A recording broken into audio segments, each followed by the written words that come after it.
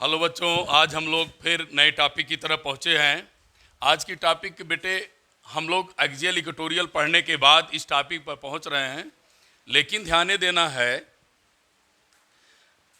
कि ये टॉपिक हमारा पढ़ाने के पीछे उद्देश्य है कि एक्सियल हो जाए इक्वेटोरियल हो जाए तो ठीक है। एक्सियल मीन्स उसी रेखा में, एक्सियल मीन्स उसी रेखा में। जैसे बेटा देखो ध्यान से, एक्सियल मीन्स ये देखिए, ये डायपोल है माइनस क्यू से प्लस क्यू। एक्सियल पढ़ते थे तो मैं बेटा उसी लाइन में आ जाता था।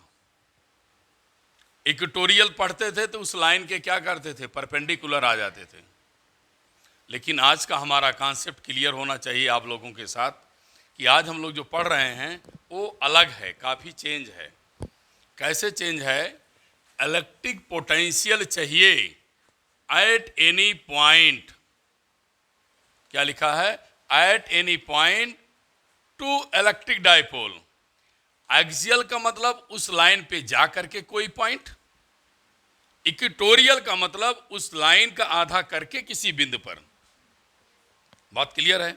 लेकिन आज आप हमसे कह रहे हैं एट एनी पॉइंट, ना तो वह एक्सियल है ना वह इक्वेटोरियल है। इसका मतलब कोई और पॉइंट आप ले रहे हैं। मान लेते हैं बिटिया आप लोग इसके कोई पॉइंट ले लीजिए, दोनों के बीच में है या दोनों से कम ज़्यादा एंगल पर है। वह पॉइंट क्या है? P। क्लियर? अब मैं इस लाइन को यहां से डॉटेड लाइन को हटा देना चाहता हूं। थोड़ा इसको और फिगर को बड़ा कर दिया जाए क्योंकि फिगर बड़ा बना है। ध्यान से देखें, हमको बेटे इलेक्ट्रिक डायपोल के किसी बिंदु पर पोटेंशियल चाहिए। तो मैं डायपोल क्या लिया? माइनस क्यू से प्लस क्यू। इसको क्या माना बेटा? A। इसको क्या माना बेटा? B। किसी पॉइंट पर कह रहा है तो पॉइंट क्या हुआ? P। अब बिटिया सुने, बेटे भी ध्यान दें, मैंने इसे इसके मिड पॉइंट से मिला दिया। मिड पॉइंट से मिला दिया तो यह एंगल क्या बना लिया? थीटा। यह एंगल क्या बना लिया? थीटा। डायपोल में बेटे इसकी डिस्टेंस कितनी होती थी? 2a। जब आप इसका मिडिल लेंगे तब डिस्टेंस कितनी बचेगी? बोलिए। a। a भी डिस्टेंस कितनी बचेगी? a। अब करना क्या है हमें? अगर बेटे इससे यहां पर परपेंडिकुलर डाला जाए तो अगर a है तो 11 पढ़ते आए हैं। क्या पढ़ते आए हैं बेटे? अगर आपका डिस्टेंस a है, ये एंगल थीटा बनाए, प्रोजेक्टाइल में भी पढ़े हैं, तो इसकी वैल्यू क्या होती थी? बोलो। हाँ, क्या होती थी बेटा? a cos theta. तो मैं आपको कई बार लर्न कराया है, याद कराया है कि जब a है यहां से क्या बनाएगा? Theta angle. तो इस पर एंगल सॉरी, ये इस पर बेस पे आएगा तो क्या देगा? cos। क्या देगा? cos। तो क्या मिला आपका? a cos theta. तो बेटे जब ये लेंथ थीटा के साथ बनाएगी एंगल इस लाइन के साथ, इस पर क्या देना चाहिए इसको? बोलो। गुड, बढ़िया से बता लिया। क्या देगी? cos। अब इस लाइन को पीछे लाइए, ये थीटा है तो भी क्या हो जाएगा? थीटा। ये डिस्टेंस क्या देगा? a cos theta. यहां से बेटे बेटियां हमारे क्या डाल देंगे? परपेंडिकुलर। इसको मान लो D, A B D, इसको मान लो C। यहां से डिस्टेंस सपोज करिए R2, यहां से डिस्टेंस क्या सपोज करिए? R1। अब आप फिगर ड्रा करिए।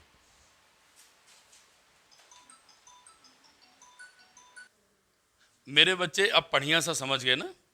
माइनस क्यू से प्लस क्यू से डायपोल हो गया। मैं दोबारा इसलिए बता रहा हूँ क्लियर हो जाए। बिटवीन किया तो बेटे A हो गया। क्लियर? यहाँ से दूरी R1, यहाँ से दूरी R2। ये इस पर परपेंडिकुलर डाला गया, तो किसको दे दिया? कास को। ये लाइन किसको दे दी? कास को। अब हमारे बच्चे ध्यान सुने, मैंने एक टिप्स दिया था, charge positive potential positive, charge negative negative. अब सुनिए क्या कह रहा, अभी कुछ मैं बता नहीं रहा हूं, जितना लिखूंगा उतना ही बताऊंगा।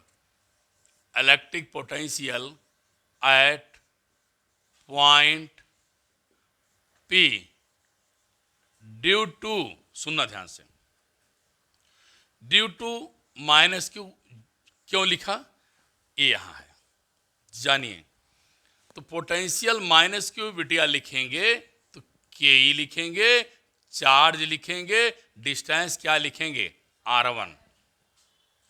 डिस्टेंस क्या लिखेंगे? R1। बेटा समझ में आया? अब बिटिया हमारी बच्चे सुने, किसी पॉइंट पर आप रखेंगे, तो जब इस पॉइंट पर रखेंगे उसी एक्सिस में ये डायपोल घूम जाएगा। इस डायपोल क्या करेंगे? उसी एक्सिस में बेटे रोटेट कर देंगे। अब सुनना क्या कह रहा हूं, अगर ये डिस्टेंस यहां से R2 है, अगर ये डिस्टेंस यहां से क्या है? R1 है। अब बिटिया जब ये डायपोल थीटा एंगल रोटेट करेगा, यह पॉइंट कहां आएगा? C के। बोलो कहां आएगा? C पे। तो यहां से डिस्टेंस कितनी है? R1। यहां से डिस्टेंस कितनी है? R1। और इसमें कितना बढ़ गई? बोलो, a cos थीटा। तो मैं अब डिस्टेंस को क्या लिख रहा हूं? के ई क्यू अपान क्या? बोलो, R1 प्लस, हाँ, R1 को, R1 plus a cos theta को और क्या माना जाए फिर? अब बेटे O से P की डिस्टेंस आप R मान लो, एक नया और नाम दिया गया डिस्टेंस का। O से P, मैं इसको थोड़ा हाईलाइटेड कर दूं, बच्चों को ध्यान में रहे क्या है। अब यहां तक कितना है? R। बोला करो, इसको किनारे हटा दो यहां से, क्योंकि आप लोग कंफ्यूज ना हो।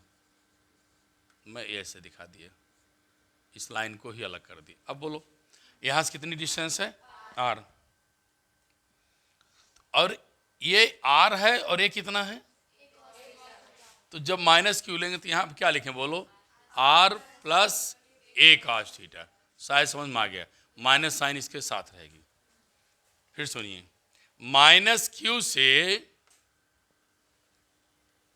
P पर पोटेंशियल के, चार्ज अपान डिस्टेंस, चार्ज अपान डिस्टेंस। अब यहां से डिस्टेंस, जब ये हम इस पॉइंट को कहां लाएंगे? C पे। तो इनका डिस्टेंस कितना है? R। इसमें कितना जुड़ जाएगा? R प्लस a cos थीटा। अब आगे देखो, electric potential at point P due to, बेटे प्लस क्यू से, तो यहां प्लस क्यू रख दो, के ई कर दो। चार्ज पॉजिटिव है तो पोटेंशियल भी पॉजिटिव। डिस्टेंस क्या लिखेंगे? R2 के ई। अब बिटिया R2 खोजो। अब ये पॉइंट कहां आएगा? यहां पे आ जाएगा। तो कॉमन बात है कि यहां से डिस्टेंस कितनी थी? R। जब ये यहां आएगा तो RT की वैल्यू कम होगी। दिख रहा है कि वैल्यू इतिहास कितनी है? R2। जब ये यहां पहुंच जाएगा तो इसकी वैल्यू क्या होगी? कम होगी। कितना कम होगी बेटे? a cos theta. किसमें से? R में से। तो क्या मिलेगा? R minus a cos theta. Potential कैसी क्वांटिटी है? वेक्टर की स्केलर? स्केलर। क्या है? स्केलर। तो नेट पोटेंशियल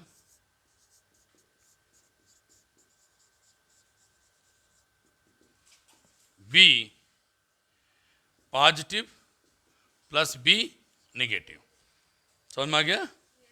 नोट करिए।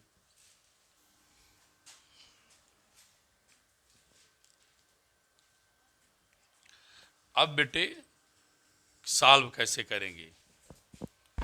भैया इसमें अगर आप लोग केयरफुली ध्यान दें, के क्यू कॉमन है, तो हम बेटे क्या किया? के क्यू कॉमन ले लिया। पहले मैं पॉजिटिव वाली वैल्यू पास जाऊंगा। पॉजिटिव वाली वैल्यू क्या है? R minus A cos theta.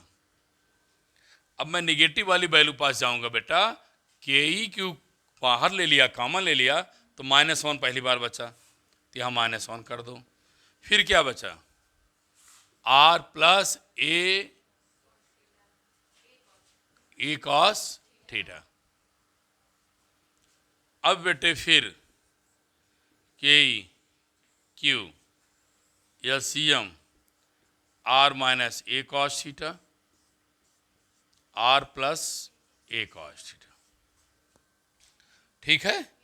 अब बेटे ये कैंसिल आउट होगा तो क्या बचेगा? R plus A cos theta,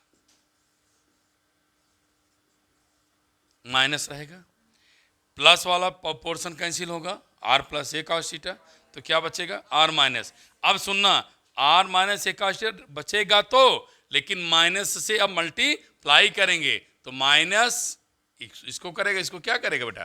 plus करेगा। नहीं समझ में ना? और प्लस माइनस दोनों क्या हो जाएंगे? कैंसिल। तो बी इक्वल टू क्या मिला बेटे? K E Q 2a cos theta upon R square minus A square cos square theta. क्योंकि a minus B, A plus B क्या होता है? A square minus B square. अब आगे इसमें और क्या बातें मैं करने चल रहा हूं, ध्यान से देखेंगे बेटे। बी नो दैट, बी माने हम, नो माने जानते हैं। बी नो दैट क्या जानते हैं बेटे? Q into 2a equal to P. अच्छी बात, जानते हैं। सुनिए तब लिखिए, Q इंटू 2a को P जानते हैं, ए बना दिया मैं बेटे P। आप जानते हैं यूनिवेक्टर का मैग्नीट्यूड कितना होता है? 1 होता है। आप ये भी जानते हैं कि ए डॉट बी क्या मिलता है? A B cos theta. इसका magnitude and find cos angle between them. अब बिटिया किया क्या मैं? के ई को वैल्यू कर दिया 4 पाई एप्सिलॉन नॉट। अब रिजल्ट देने जा रहा हूं, इसलिए सारी वैल्यू के साथ सजा देना है। के ई की वैल्यू क्या लिख दिया? 1/4 pi epsilon not. Q into 2a को क्या लिख दिया? पी। फिर क्या लिख दिया? कॉस थीटा अपान क्या मिला? R square A square cos square क्या बेटे? थीटा। यदि आर ग्रेटर है किससे? ए कॉस थीटा से, तो बेटे ए स्क्वायर कास स्क्वायर थीटा क्या करेंगे? नेगलेक्ट कर देंगे, कैंसिल आउट कर देंगे। हमें कैंसिल आउट का सिंबल बना दिया। क्या कर देंगे? Cancel out. अब आइए मेरे साथ इसको समझिए। 1/4 पाई एप्सिलॉन नॉट हुआ, पी हुआ, कॉस थीटा हुआ। मेरे बेटे इसकी वैल्यू कैंसिल आउट कर दिया, आर स्क्वायर बचा। अब आर स्क्वायर बचा तो ध्यान देना, अब मैं क्या कहने जा रहा हूं। बिटिया आप बोलेगी सर इसे वेक्टर फॉर्म में बना दो, वेक्टर फॉर्म में बना दो। बेटे बना देंगे, बहुत आसान तरीका है। आप जानती हैं कि इसके बीच में अगर मैं 1 ला दूं तो आपको कोई दिक्कत है? 1 ला दे कोई दिक्कत है? नहीं। चलिए अगर मैं यूनिट वेक्टर लगा दूं तब भी कोई दिक्कत नहीं है। क्यों? क्योंकि इसकी वैल्यू क्या है? 1 है। इसकी वैल्यू क्या है? 1 है। तो यहां क्या मिलेगा? कॉस थीटा अपान मेरे बेटे आर स्क्वायर। अब मैं इसे वेक्टर फॉर्म में लिखना जा रहा हूं, ध्यान देना। 1/4 pi epsilon nought P vector dot unit vector अपान क्या? R square. ये मैं आपको रिजल्ट दे दिया in the vector form, in the vector form, in the magnitude form.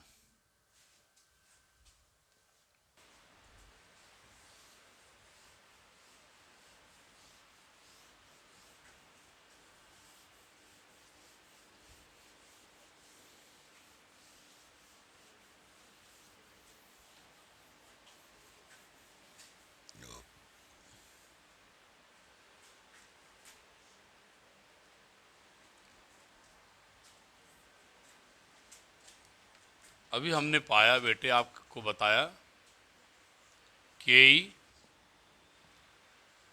P cos theta या K P dot upon R square. यही पाया ना बेटे, यही पाया।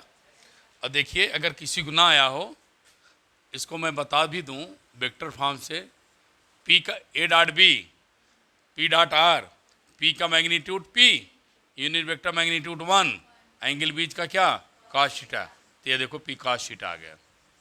मैं छोटी छोटी बारीकियां इसलिए बता दे रहा हूँ, आप 11th पढ़े कि नहीं पढ़े, क्या समस्याएं थी आपके साथ, कम से कम 12th तो अच्छा रहे कभी भी, या जो टॉपिक पढ़ी हो तो क्लियर रहे, इसलिए सारी बातें बता देता हूँ बेटे। अब इसमें एक्सियल इक्वेटोरियल में मैं आपको लेक्चर दे चुका हूँ कि इक्वेटोरियल लाइन पे पोटेंशियल कितना होता था, 0।